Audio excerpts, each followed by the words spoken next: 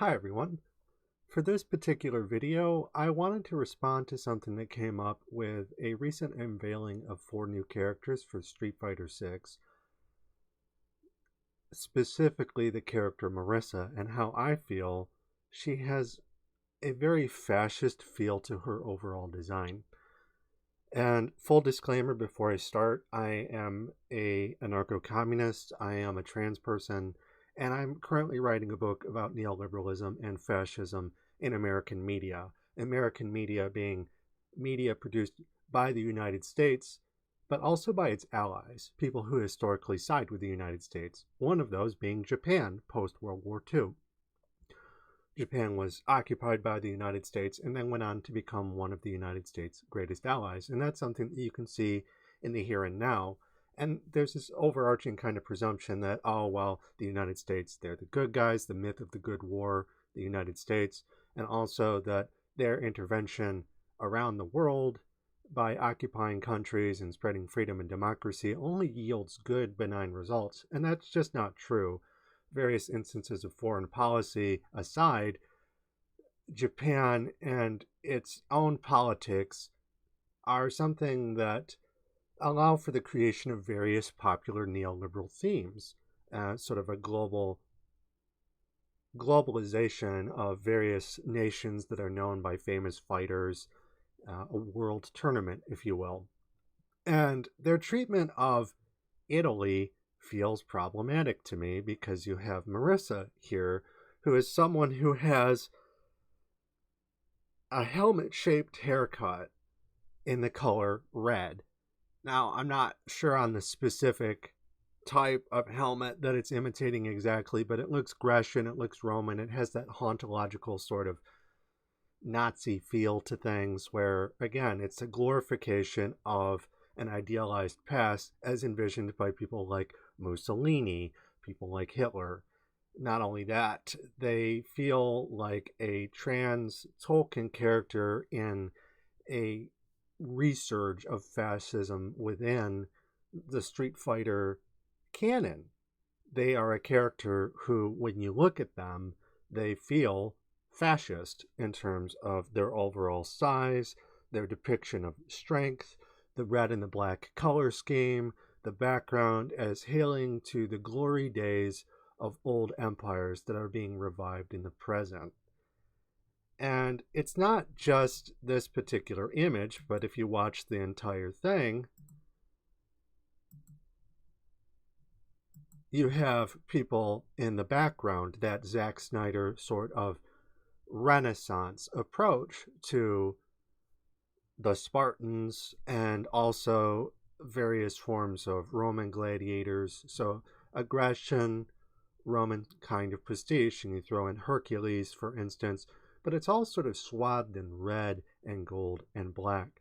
And with the recent election of an Italian prime minister that feels conspicuously fascist in her own right, a fascist Italian female politician who is recently won an election, and not just in Italy, but also in Hungary and other places around the world, where fascism is something that is beginning to rise with the decay of capitalism. I don't think it's really a coincidence to see something like that, where you have a neoliberal company like Capcom who are appealing to everyone that they can, and every character represents a particular national identity, but also a particular political demographic, a geopolitical demographic. And Marisa, in particular, represents a neoliberal approach to fascism where you have that token queer kind of veneer. Oh, she's not fascist because she's a woman. Well, tokenism is something that is exhibited by fascist institutions until they reach formal power. And once they reach formal power, a return to traditional modes of sexual reproduction and gender, social sexual roles, will be divided along very clear biological lines. If you're a man, you're a soldier. If you're a woman, you have children. And this type of character is only someone who exists so long as it is a stepping stone towards formal power. It's a mask. It's something for fascists to hide behind. And the Zack Snyder variant of the Spartan soldier re-envisioned in the present off of an adaptation of graphic novels, a graphic novel, was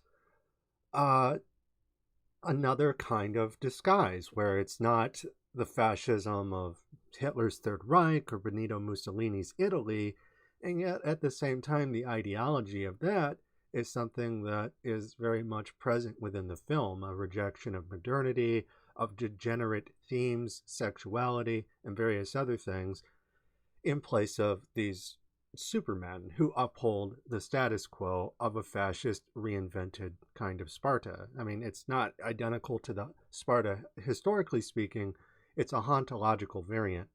And here, the hauntology that Capcom has on display feels like an olive branch to fascist groups. They're appealing to them in a way that feels not so vocal, but visual, in terms of these various soldiers from various points in history that are often associated with the West, with fascism. And they're doing it in connection with Italy as draped in red and gold, and this personifying of that and pushing it towards particular groups. It feels kind of like a dog whistle, like she's tall, she's strong, and you have the selling of fascist ideas repackaged as female. That is a form of tokenism. And I don't know how I feel about that. Well, actually, I know exactly how I feel about that. It makes me feel uncomfortable because the Capcom is just trying to make a profit, and they're selling something that isn't explicitly fascist, but it contains many of the visual markers of fascism that are packaged in sort of a queer appropriative form. And that is not good. It's no more good than how I feel about Guile and the way that he represents American exceptionalism and neoliberalism, and how he's this tall Superman with an endless supply of muscles who basically is a poster boy for the American Air Force, an institution that flies around the world and through various deployments and drops bombs on enemies of the United States. And when you're an enemy of the United States, it's generally an excuse that's invented where they install a dictator, Saddam Hussein, for instance.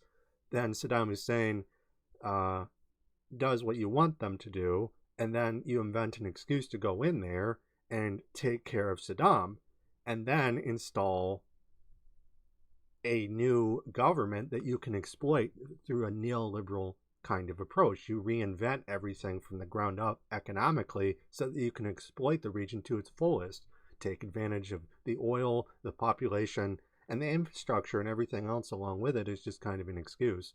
So someone like Guile basically represents that in a personified form with the neoliberal sort of anthem. Guile's theme goes with everything. American neoliberalism goes with everything. So characters like Guile have been around since the early 90s, directly after the fall of the Soviet Union. Neoliberal shock therapy, transforming the world, spreading democracy and freedom wherever America goes. America goes wherever they want as a means of exploiting the population behind various veils, various facades. We're spreading freedom, we're spreading democracy, but behind that there is an endless deluge of war, genocide, exploitation of local populations that someone like Guile is celebrated for as a personification of the United States. It's good. He's the good guy. He's fighting the good fight.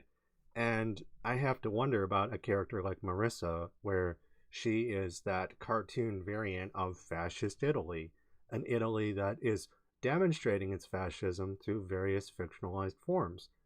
And you can hear a lot of people talking about the character and just appreciating her for being big and strong. Again, it's that appropriative queer element where she is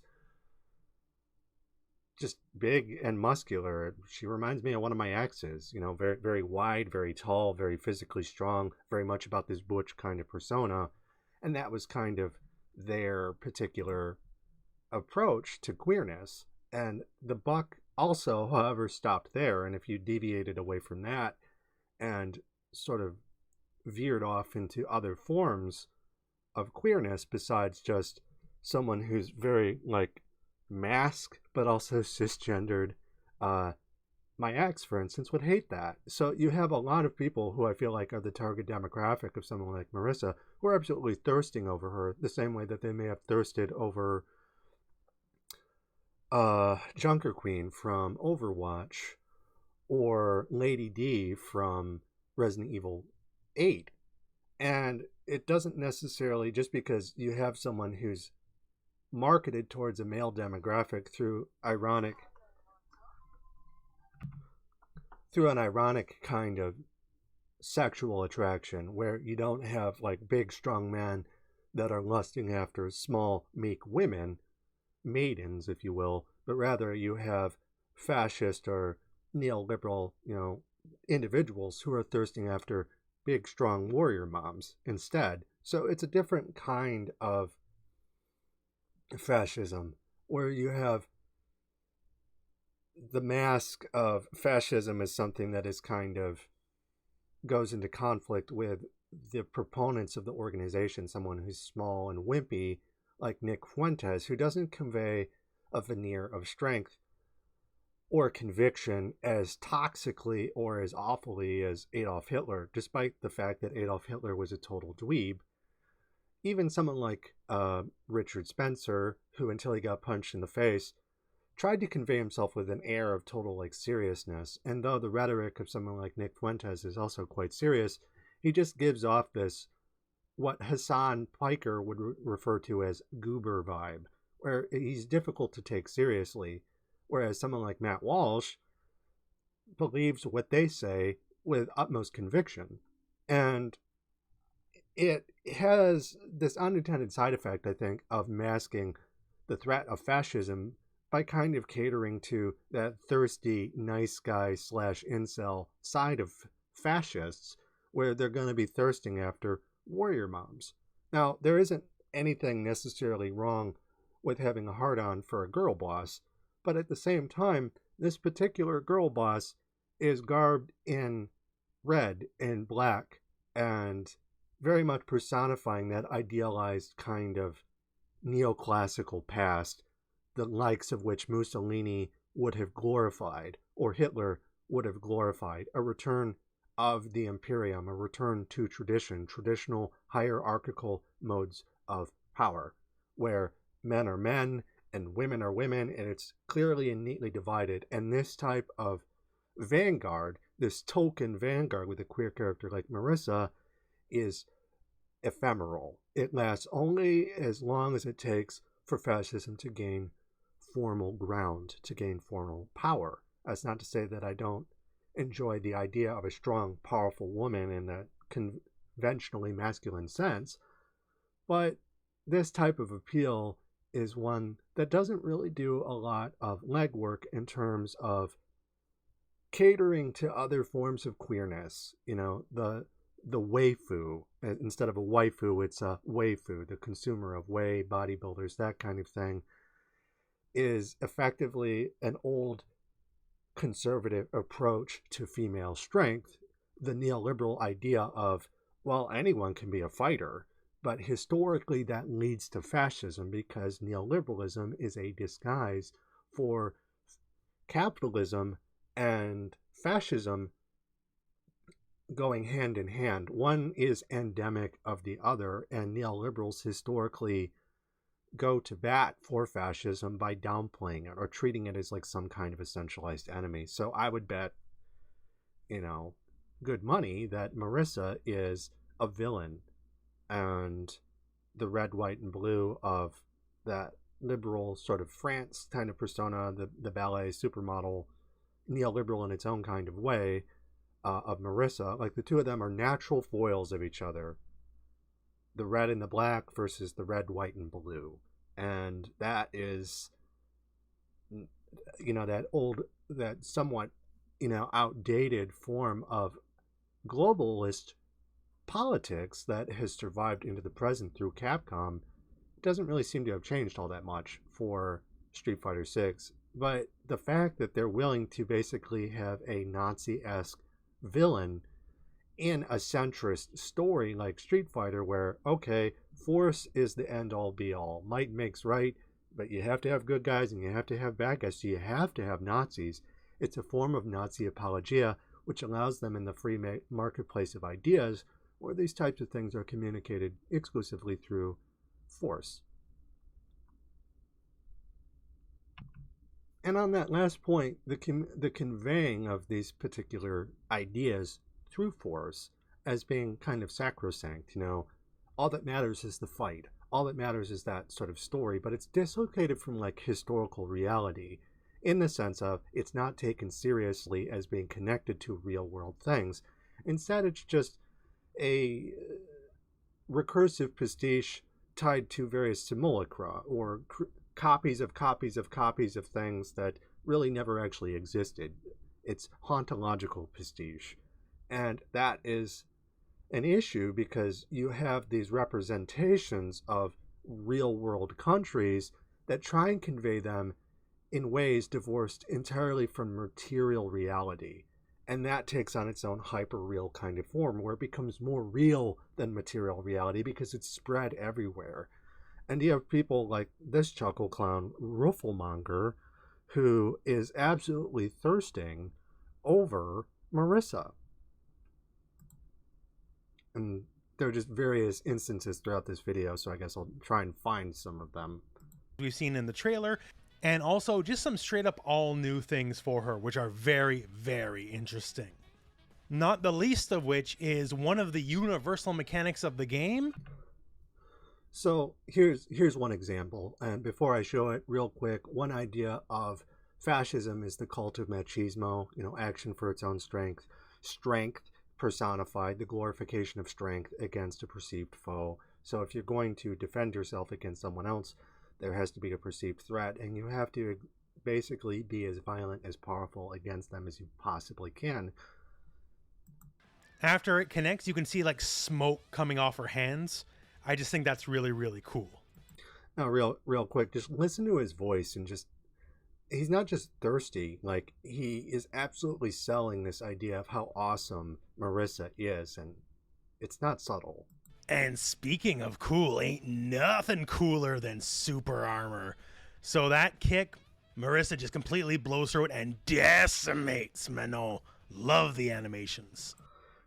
So again, this through all that vocal kind of fry where he's like, oh yeah, that's so cool. And like, again, he's not just thirsting for the character, but everything that the character's about as like this glorification of combat, never mind what it supposedly represents in the real world, as long as it conveys like strength unto itself as performed in the arena, then none of the real world connections matter for someone like Rooflemonger. Also, real quick, I'm just kind of going through the video and pausing and resuming as I find clips. Alright,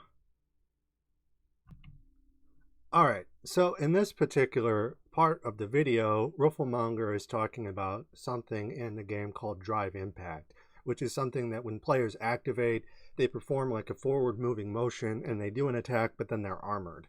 And with someone like Marisa, they appear, according to Rooflemonger, to have an ability where they can punch through armor. You have this undefeatable attack, and basically they're playing a reverse Uno card.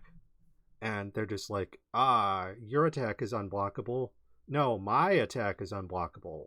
Very much that fascist approach to things where you think you're strong, I am the strongest. I am the most powerful. Simply cannot do. And listen to the sound of his voice, just the way that he feels about it, because even if he doesn't endorse like fascist political ideology, like nakedly laid bare, mask off in terms of how it connects to the real world, there's nevertheless this appreciation of fascism in its visual form, divorced from reality. Like you can have Warhammer 40k and the various fascist components of that, or the Empire where people are drooling over Darth Vader. Similar kind of idea where you're rooting for the bad guy. You're rooting for the space Nazi. And desiring that to constantly be in these stories is like an essential element. You know, every good story needs a villain, a good villain, and the best villains are Nazis. That's straight out of the Roger Ebert playbook, for instance. And it's like, maybe, no, we should avoid that. And we should avoid these kind of centrist displays of strength. But as long as you have people like Rooflemonger here that are drooling over characters like Marisa, that's never going to go away. So you got to catch the slower moves with the parry. It may be a little bit scary, but you got to stare down the bull and take it by the horns. Because if you try to challenge her with a universal armored mechanic, well, that's just not going to work. She's just too strong for you to armor through it. And frankly, I love everything about it. Everything I see about this character just makes me love her more and more and more. It's just great. Exactly. It's just great. Try fascism. It's great.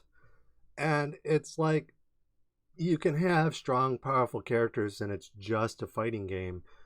That's the argument, right? Well, it's not just a fighting game because it's made by an actual company tied to a real place with real attitudes and views that mirror what Marisa is personifying. It doesn't matter if she's like a jewelry maker. She makes jewelry. That's part of her backstory. She could be a shoemaker or a baker. She could still be fascist, especially in terms of what she represents in the game. Yes, it's in a neoliberal, corporatized kind of way that's meant to kind of convey it through neutral displays of force in a centrist narrative, just us versus them, good guys versus bad guys, the WWE ring where, all right, let good or evil prevail versus each other in displays of strength. But fascism is all about the perception of strength, the cult of the strong man, or in this case, the strong woman. But this type of thing, again, just all of the different things lining up, the bad guy, Italy, red, black, the idealized past, the cult of strength, being the strongest, the most powerful. Like, it really doesn't feel neutral to me at all if you start to analyze it in a dialectical material kind of way, as opposed to, well, it's just good guys versus bad guys. If you just think about it within the game, I feel like someone like Rooflemonger would be an individual who drools over Darth Vader. It's cool to like Nazis, as long as they're not connected to actual Nazis. But actual Nazis would appeal to people through media that had similar displays of strength and superiority. It was just more radicalized. It was more mask off.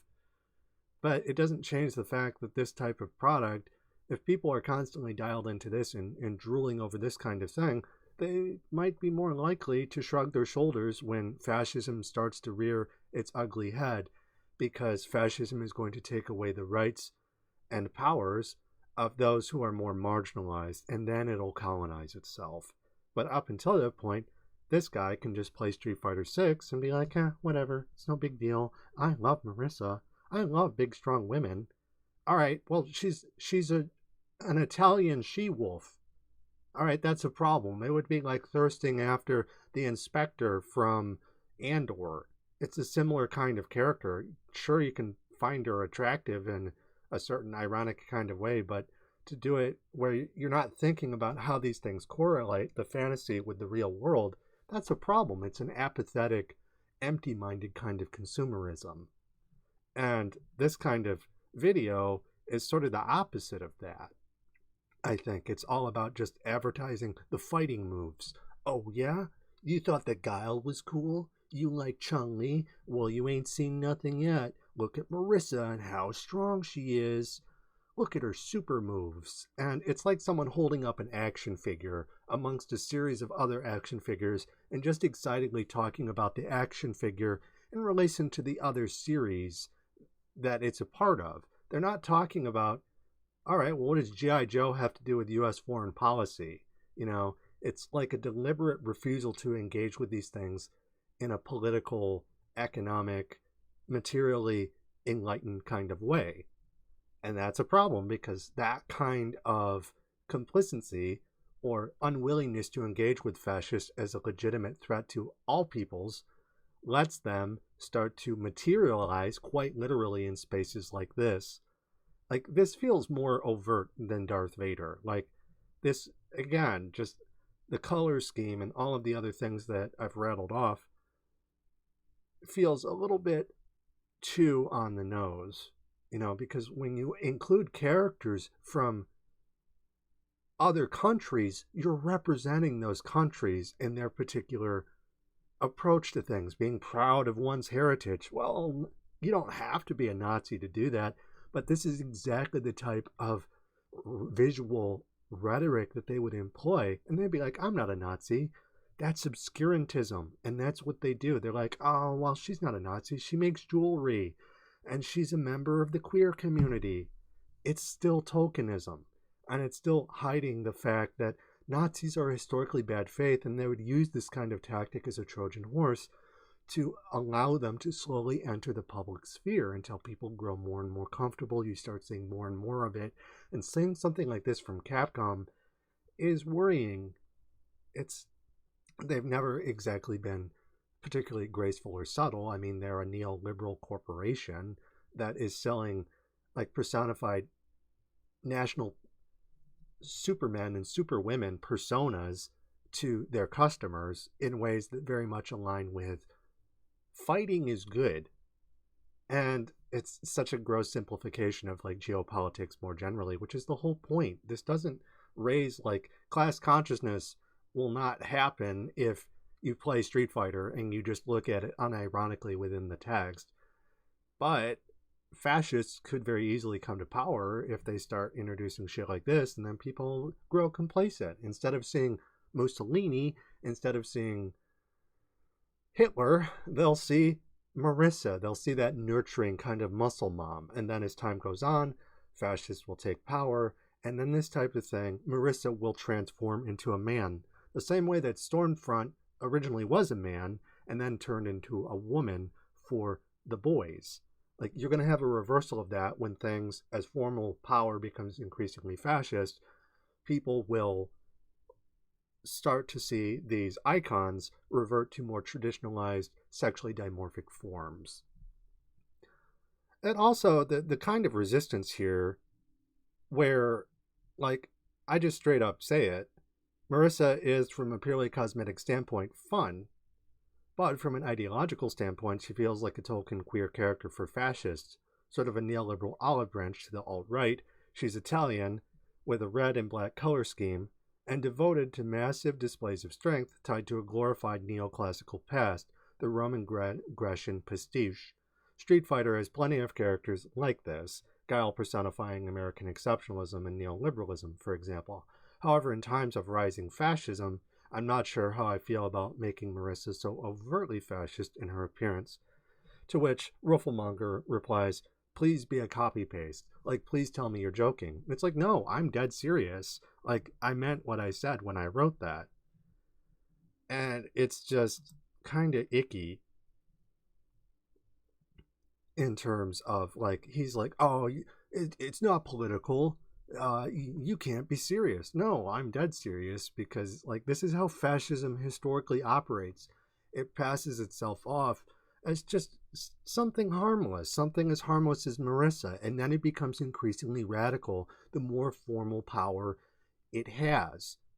And the Trojan horse to achieve that is through displays like this, where you have characters like Marisa that are just queer enough or just progressive enough to let people let their guard down. It's like anybody can be a soldier. But again, that's part of the problem with centrist narratives, I might also argue, is that they tend to place certain limits on girl boss kind of characters. Well, girl bosses are historically characters that convey arguments through force that favors the status quo, and Marisa is no different in that respect. But watching this guy drool over Marisa is part of the problem, because she does obviously represent fascist ideology through material displays from a AAA neoliberal company. And, like, for instance, KidArk here sort of responds to that and says, Japan is really anti-LGBTQ. They still don't allow gay weddings. While I do agree with how she looks and the red and black being the fascist color scheme, I would say it's just Japan being racist and stereotypical.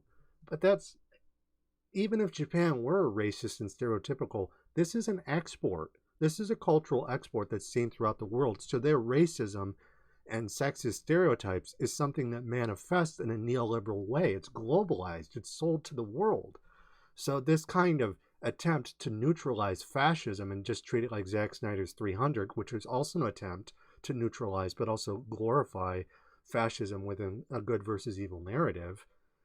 And the two of them are enemies, right? She's the Italian she-wolf, strong woman, who's beating up on the French ballet, pink-haired, floofy dancer type character. And I don't want to necessarily defend France and what Manon sort of personifies, because she herself is also a world famous athlete. But at the same time, it's almost like fascism is something that, if there's anything queer about Manon at all, just in terms of her appearance and various members of her stage crew that are during her show, some of them look queer, for instance. And then you have Marisa who's just beating her up. It feels like a fascist revenge kind of thing. Why are they opposed? It's like, oh, well, you can't have someone who's big and strong like this, who's sexist. She can't be sexist because she's a woman. Well, that's not how tokenism works.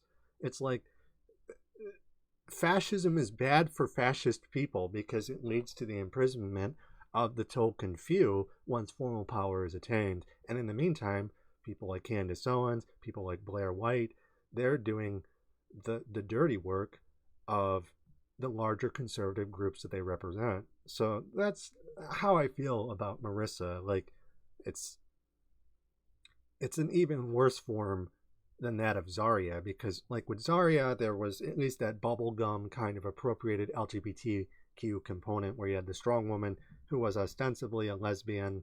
It's not something that they would ever really explore very much in the game. The stories that are told by these games are fairly limited, just because much of it is paratextual, in comic books and various other things that aren't contained within the ludic narrative itself. That being said, you have instances like that, but she belongs to the Russian Federation, which is capitalist, all things considered. Well, the problem with Marisa is she belongs to Italy, which is leaning more and more in a fascist direction, and she looks and feels fascist. That's a bad thing. We should not be allowing that.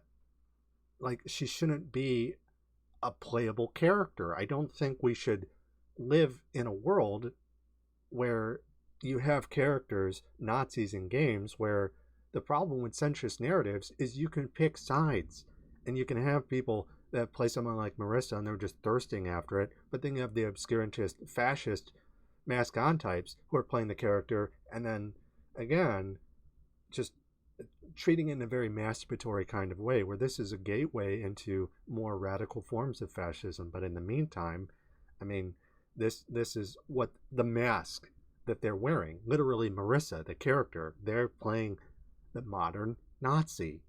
It's a form of crypto-fascism. And if that sounds ridiculous, just look at Nick Fuentes and his love for catboys, for instance, and various other forms of queer sexuality that are run through a fascist mode of consumption, where catboys can't be fascist because they're queer. Nick Fuentes can't be fascist because he likes catboys. It's like, it doesn't work like that. Plenty of fascist people have nasty, what they would deem degenerate appetites, what I would call, under normal circumstances, completely fine. There's nothing wrong with catboys. There's nothing wrong with waifus. If somebody wants to be a bodybuilder and be strong and queer, that's one thing. But to be like a fascist poster woman is entirely another thing. Even if it's not something that happens all of the time, it nevertheless lends itself to fascist politics through a particular neoliberal mask. And it's like, no, this, I'm totally fucking dead serious about this. And you have people with much larger channels than mine that are just pitching this as like some product. Oh, I just love how strong she is. And it's like, dude, she looks like a fucking fascist. This whole thing looks like Zack Snyder's 300, revived yet again. Well, the whole point of fascism is a renaissance, a rebirth or return to greatness through a cult of strength that is suspicious of anything degenerate. And Manon is someone who, in Marissa's eyes, would be degenerate. And that's just the tip of the iceberg. So her beating someone like Manon up, is problematic unto itself. And they say, well, they're just bad guys. No, they're not just bad guys. Like, they're historical enemies of each other. France and Germany, France and Italy, they were enemies in the first two world wars. And, they kind of remain rivals to this day in various respects, especially when it comes to various modes of dialectical forces in terms from a material standpoint. So like if you play any video game like Call of Duty, the Italians are going to be against the French, so that idea of like, oh, just a friendly contest between opposing nations, opposing forces. But in this case, it feels geopolitical with a Nazi flavor. And I don't know, I'm not about that. And it's, of course, delivered in a thirst trap kind of approach where they're queer baiting on top of it, but also catering to horny fascist apologists, because anyone who lets a fascist sort of roam around and say, oh, this is normal, we'll just defeat them in the free marketplace of ideas, that is a moderate tactic and one that fascists will use to stab you in the back later. So yeah, not a big fan of Marisa. I like the big strong character, the super tough design, but she just looks and performs like a fascist, and that sucks. And it sucks that you have people like Rooflemonger who are like, oh, well, it's got to be a joke, or you're an idiot for trying to suggest otherwise. And, fuck that guy. And fuck this whole kind of design. It's like, yeah, I'm sure I'll still like Street Fighter. I like watching the fights and stuff like that. But at the end of the day, I don't think Nazis should be allowed. Nazis, fascists, crypto-fascists shouldn't be allowed a place on the global stage. Why? Well, for a variety of reasons. We shouldn't apologize for fascists, but we also shouldn't. We should remove fascists from the equation and focus on them as like this historical consequence of capitalism, take them off the stage, and then focus on neoliberalism, focus on capitalists. Focus on the larger problem. Like, fascism is a symptom of a larger disease, capitalism. So we should stop just saying, well, Nazis, you defeat Nazis, you save the world. The world isn't being defeated by Nazis. Nazis aren't stable. They lead to a form of rapid self-colonization, self-destruction, whereas capitalists, neoliberals, are the bourgeoisie much more in control of things in a much more top-heavy kind of way. And I would like to see video games and media more broadly, and the people who consume it, focusing less on just punching Nazis, which is a noble sentiment. Yes, Nazis should be punched, but also not playing them, and instead punching capitalists. Billionaires should not exist. So we should just push fascists out of the equation and just not tolerate their existence at all. Certainly not make them playable characters. And then treat the true villain as the true villain of Street Fighter should be like Ronald Reagan or Margaret Thatcher or Bill Clinton, Obama, people like that, and the copycats around the world who are emulating that neoliberal approach to things. Gorbachev, and the dissolution of the Soviet Union, and people who followed in their footsteps and continue to this day. It's like you can point the finger at Putin, but I'd much rather point the finger at the United States.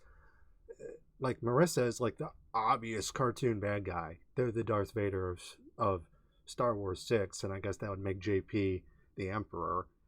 But point in fact, Guile's a lot worse than Marisa is. So we shouldn't be focusing on this reified kind of evil. On top of that, it's just bad criticism. It's like fascism is bad. We shouldn't allow it, but we also shouldn't allow the thing that enables it and removes class consciousness from basically the Street Fighter player base, which is really, really fucking big at this point. So this is something that needs to be addressed. In any event, that concludes my thoughts and feelings about Marisa. I'm sure as someone who makes left-leaning art, someone who's an anarcho-communist, I will take great delight in defanging and de-radicalizing this character in a right-leaning kind of way, and I will make them Marxist. You know, I will have them denounce their fascist ways, but just in terms of like the official stuff, I'm not happy about this at all. That's something that I'll have to confront and combat materially. In any event, guys, if you like these types of videos, unscripted or spontaneous, that's how I tend to operate. Like, share, and subscribe. Let me know what you think about Marisa yourself, and if you agree, disagree, say why. You know, I don't care if you disagree, as long as, you know, and, you know, the more feedback I get, the more we can have a conversation about these kinds of things. Because ultimately that's what I'm interested in having. I'm not interested in debating fascists. However, like, if you're someone who is like unironically a fascist, like, I'm just going to disagree with you, because your kind should not exist. Fascists should not exist, period. You're the enemy of humanity. So if you come into my YouTube comment section and are like, I like, and you're mask off about it, and you're like, I like Marisa, I think fascism is totally okay, then I'm going to be like, okay, well, go fuck yourself. And, but, you know, feedback of any kind is generally welcomed. I prefer constructive feedback and criticism. But yeah, like, share, and subscribe. And until next time, guys, I hope you enjoyed this video, as rambly and unscripted as it was. And until next time, thanks for watching, and take care.